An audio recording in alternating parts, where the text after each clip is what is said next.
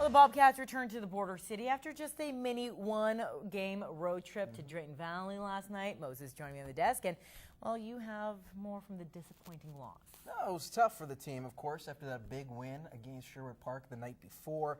And then it just got even worse, and that hurt the team morale, especially after giving up 10 scoring opportunities and failing to score themselves. Today's practice is one you would dread as an athlete.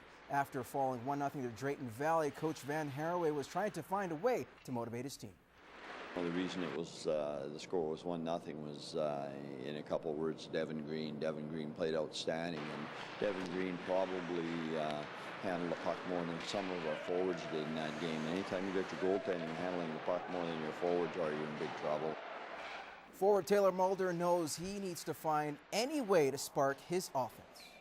Well, we just have to capitalize on our chances. I mean, we had enough chances last night where we could have easily potted a couple goals, but I mean, we just got to bear down and put the puck in the net. That's all it takes. It wasn't a 1-0 hockey game. It should have been worse than that. And we need to look in the mirror and say we can't be leaving here thinking that even as bad as we played, we were close, because you take Devin's performance out of the net and we weren't close. The Cats will have a chance to redeem themselves against rivals Bonnyville Sunday afternoon at the Civic Center. Meanwhile, those same Pontiacs are back in action after losing to Fort McMurray at home on Tuesday. The Yaks outshot the Oil Barons, check this, 52-25, including 27 in just the third period alone. Tonight, they face the Grand Prairie Storm. Puck drops at 7:30 at RJ Lalonde Arena. Now, after surviving by the skin of their teeth in the Wheatland Football League final last weekend, the Holy Rosary Raiders are turning a new page, learning from their mistakes and getting back on the gridiron, preparing for their next challenge. They want to overcome that barrier and win that championship and then give a chance to go back to provincial. So all those experiences that they've gone through will pay off this year, I think. What doesn't kill you makes you stronger. That pretty much sums up the Holy Rosary Raiders after surviving last week's nail-biter to the Barons. A win that could be attributed to last year, which ended in heartbreak twice over, falling in the Wheatland and provincial final. It's going to show us that we actually are going to have some real competition coming up, and comp is definitely a wake-up call for us, and it's going to help us when we go into provincials now. With a new mindset, the Raiders prepare for another trip to the finals, starting with a quarterfinal matchup against Kate Andrews High School from Coaldale. Although they haven't seen much film on the team, the Raiders know their defensive front four, involving the two Schneiders and Mason Halcrow, will have to be as strong or better this weekend. Matt and Braden are terrific players. They always dig down deep. They get penetration in the backfield, and I think that's just been the key, because our defense revolves around pass rush, and if we can't get the pass rush, then our defense would be struggling a little bit more, I think, this season. One advantage for the Raiders could be the elements. Kane Andrew has been practicing this week under balmy conditions, reaching a high of 15, while Holy Rosary has spent this week practicing in frigid temperatures. And with Saturday's game expected to be a windy one with a chance of flurries, it just might give the Raiders the edge needed to win. They're not going to be used to it. I think they're used to the warm weather and such, so I think we'll have the advantage against them. If it's super cold, they're going to be super cold, and we're going to be super cold. So I'd say there is an advantage to having home field, but at the same time, if it's bad weather or whatever, we're both going to be affected the same way. Whatever the conditions, don't expect the Raiders to stick to the ground game, needing to utilize the air and do what they do best. At this level, you have to be two-dimensional, so we're hoping with a mix of our run game and pass game we'll be successful. Moses Buldu, Newcap Sports.